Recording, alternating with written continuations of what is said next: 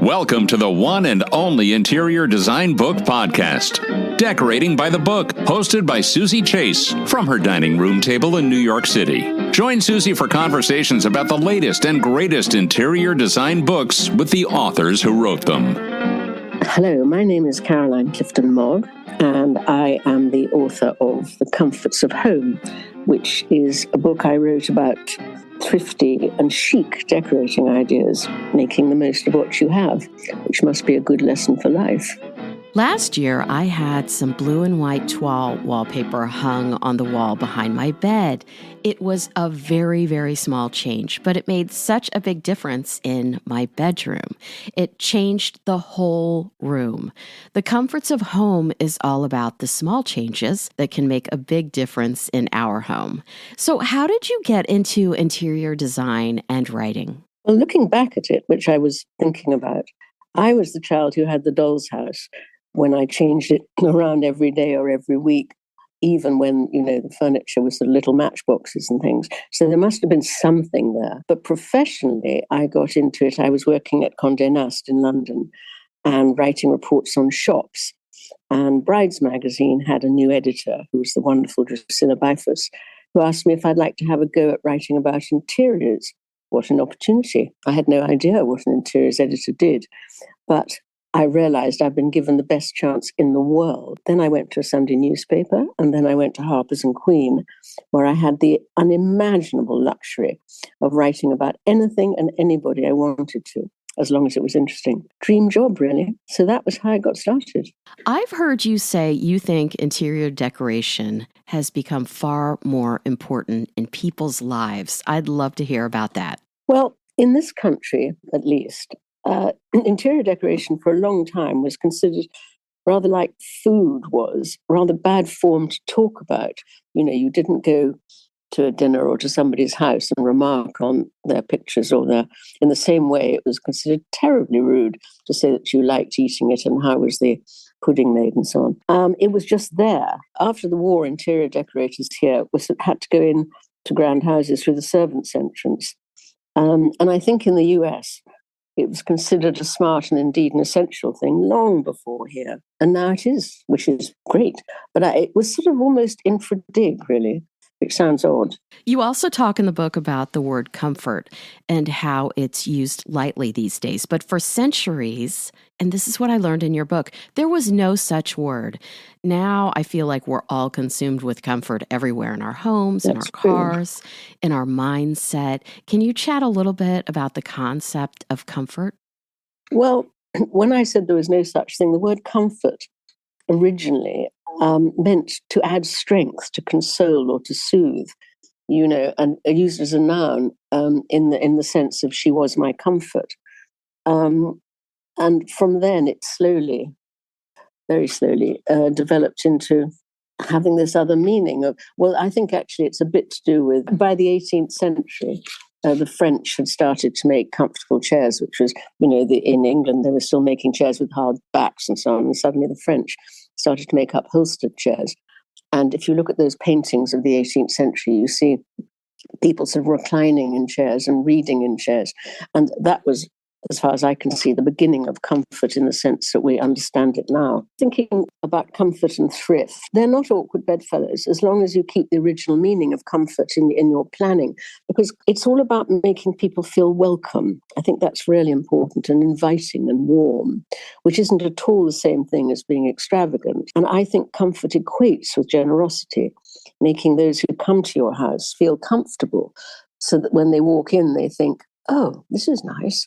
Oh, look, either something to look at or somewhere to sit. Just generosity, which doesn't mean money. Yeah, it doesn't mean a mansion. No, and it doesn't mean, Dom Pérignon champagne, although how nice is that? It means somebody being pleased to see you. That's a sort of strange definition of comfort, but I think it's quite pertinent, actually. It's a feeling. Yes, it's a feeling. It's a feeling, that's what I mean. It's a feeling of welcome. The house or the flat, the apartment is welcoming you. You relax as you walk in.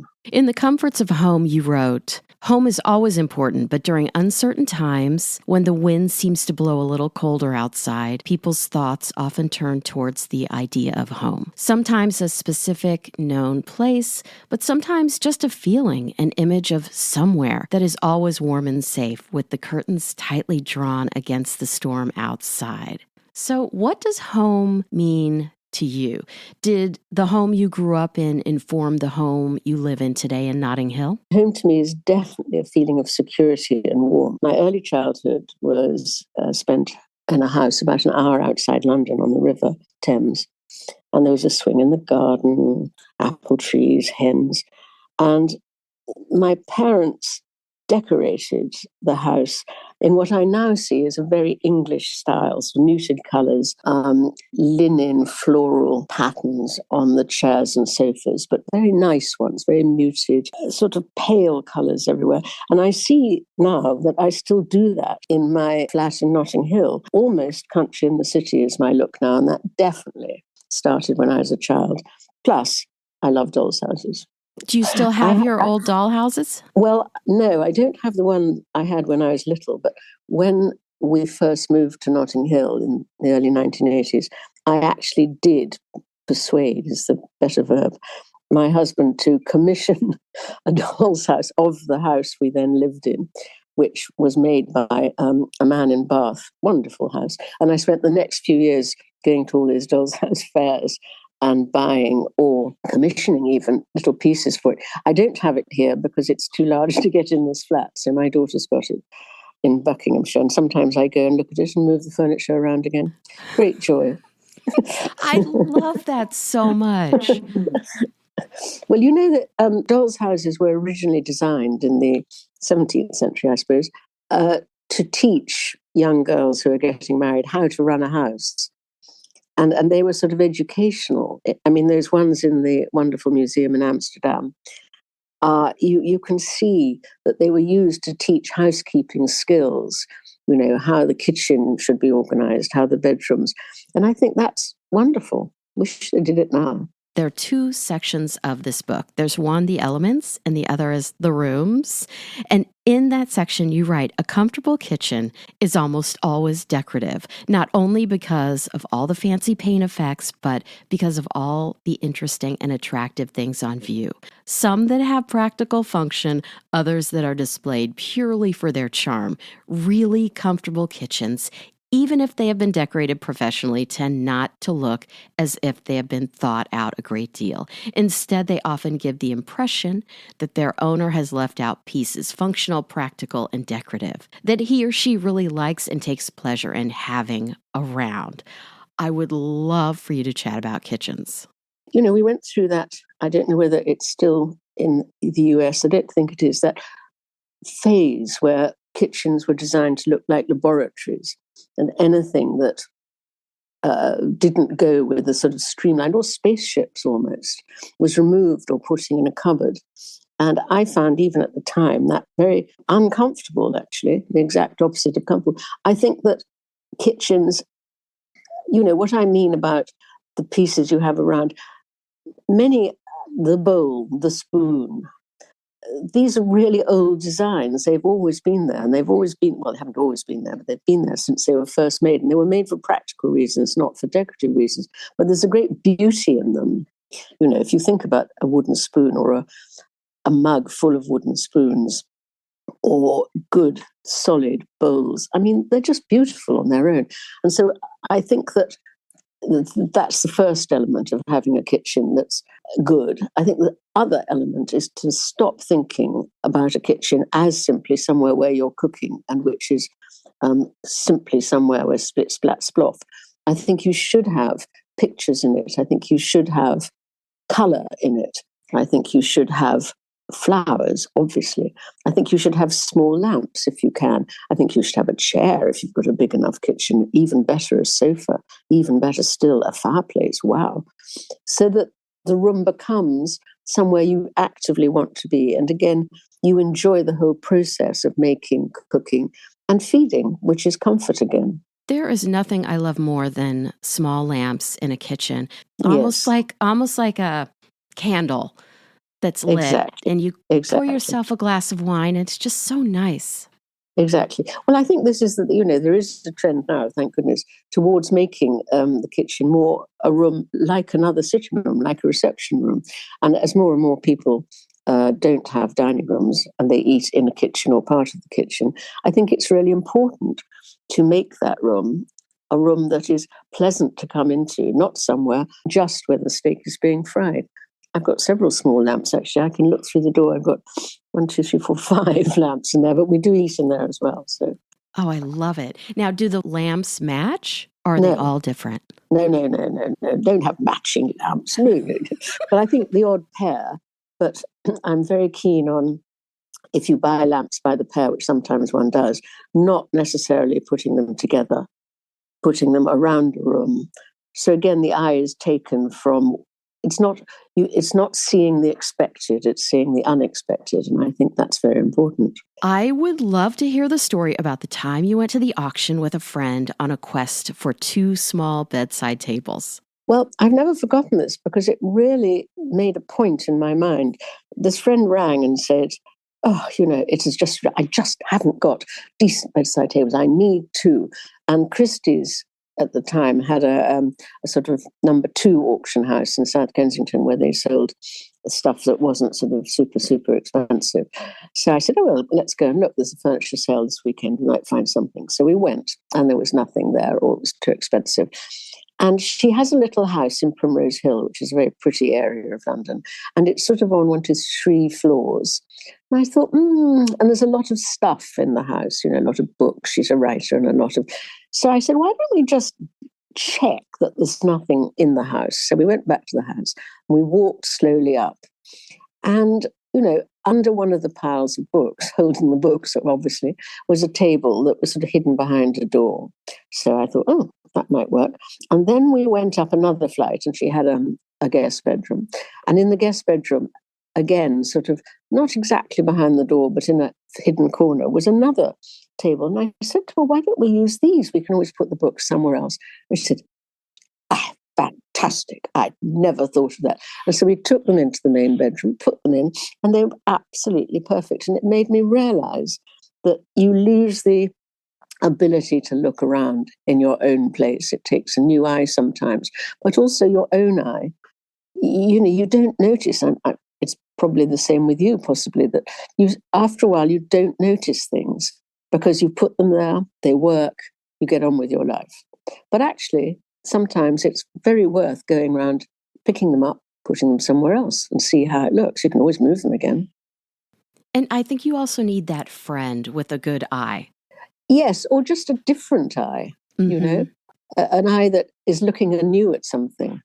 Another decorator's tip or cliche is that nothing rejuvenates a room quicker than new cushions or lampshades. Can you talk a little bit about that?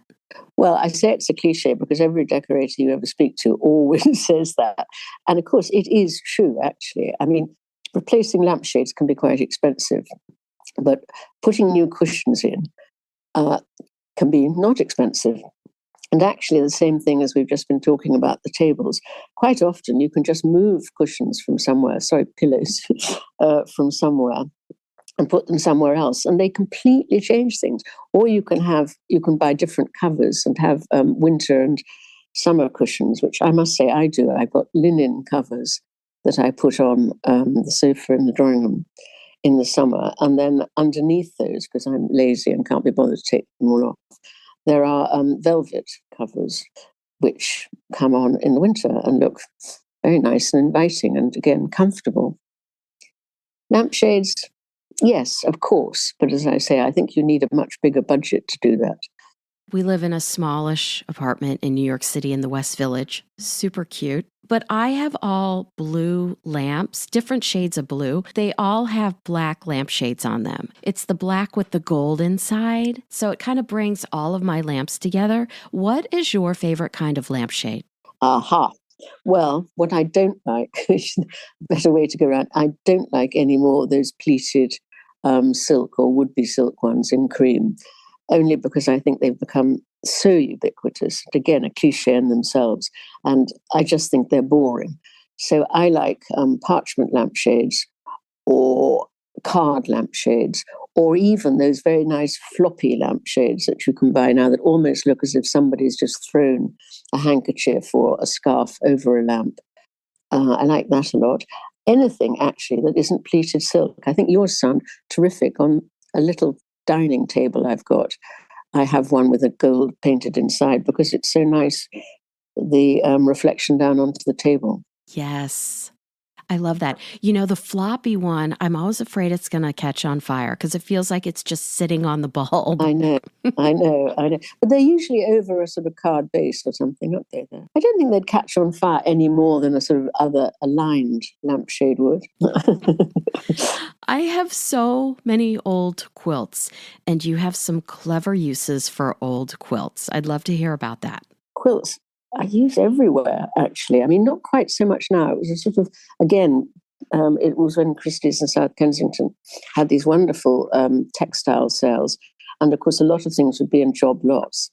And you'd go and rummage through. And if you'd see a quilt that you thought you could afford, they quite often came in a lot with a lot of other things. So I'm sure, like you, I wasn't going to not buy the job lot. So I'd buy it and then think, oh, right, I've got, 3 quilts, 5 pieces of old shawls, and not all of them in very good condition, but they were all very pretty. So I just realized that you can use, well, first of all, of course, you can use quilts for tablecloths, which I think are jolly nice, and for picnic cloths, to sit on, much nicer than sitting on a bit of wool. And then I started folding them, the usual, putting them at the end of beds. And then I thought, well, maybe I could make windows. I got a window seat in the bedroom, and I thought, well, an old quilt on that would be really nice. So I did that. And so that was more or less the quilts. But then the bits of material, I started using them on cushions again, actually, either as a whole cover, or if they were quite fragile, putting them sort of really cheating, because I can't sew anyway, cutting them out and then sewing them onto the front of the cushion cover that existed.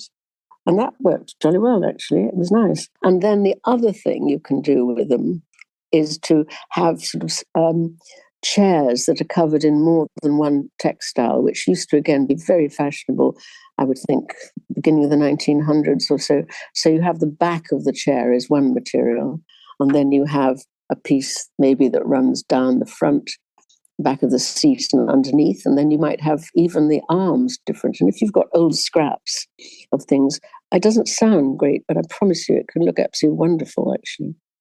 I never think about the idea of comfort when it comes to the bathroom, but you remind us that comfort is a long soak in a warm bath with a soothing hot drink and scented candles. You recommend, instead of the regular metal bathtub rack, we use a made-to-size wooden board. The wood adds such warmth and depth, and I have never thought of this.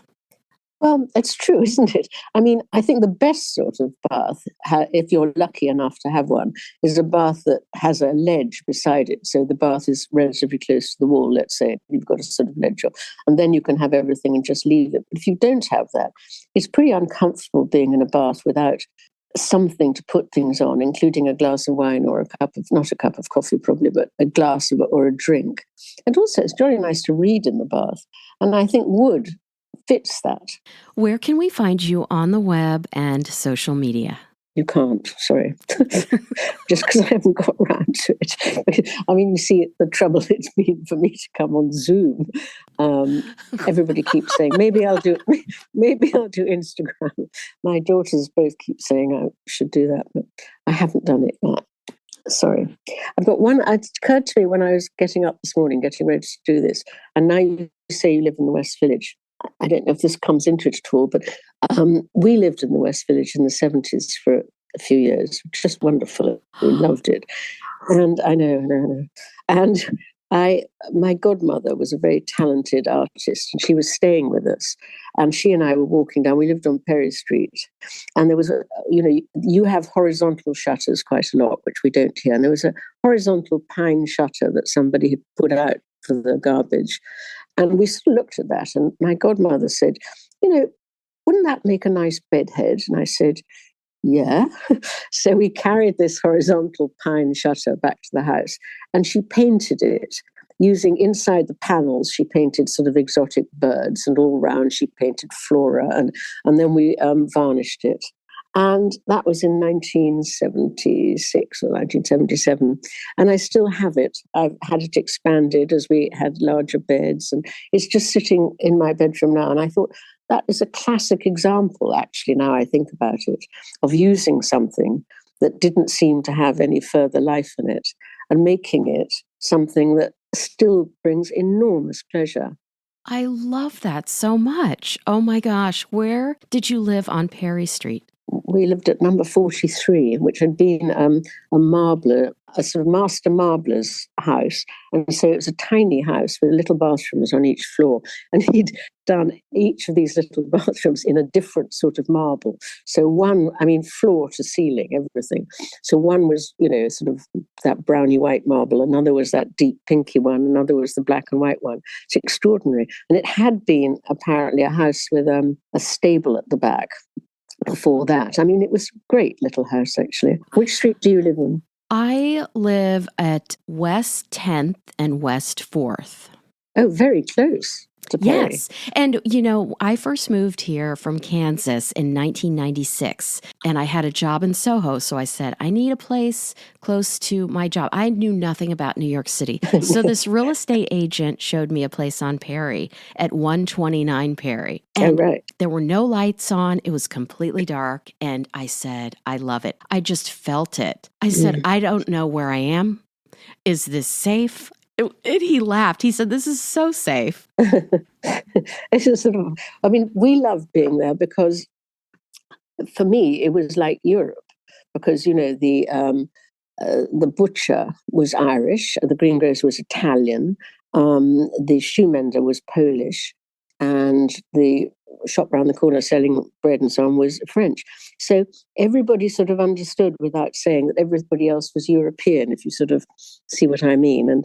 And it sort of, you didn't feel you were in, we had a lot of friends who lived high uptown, and I just felt so at home in the West Village. And I remember that was the one year there was the great blackout, and I was uptown. I think my husband was away. And so I had to get back to Perry, and I did. And there was the janitor from the next block, which was apartments, sitting on her step with a torch, because obviously she knew nobody would have torches with them because nobody expected to be blacked out, so that you could see your way home. And I thought, wow, but this isn't happening uptown. And of course it wasn't. No, I don't even go above 14th Street. No, well, you're quite right not to. Oh, well, this has been so wonderful. I cannot thank you enough for coming on my podcast, Decorating by the Book. No, my great pleasure. Follow Decorating by the Book on Instagram. And thanks for listening to the one and only interior design book podcast, Decorating by the Book.